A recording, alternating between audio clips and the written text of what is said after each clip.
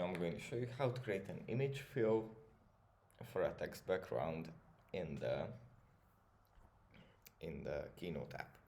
First, we have to open up the app, and here it opens up like this. Since we already have a document created, from here we just click on the text box that you want to edit, and then we click on fill here on the right side, and then we click on color fill, and then we click on image fill.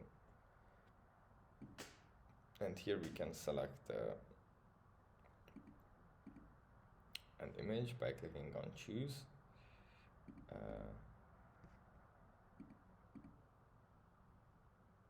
And then selecting a picture.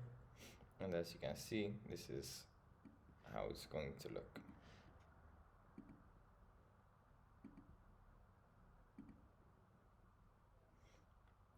That's pretty much it for this video. I hope it was helpful for you guys, and I'll see you in the next one.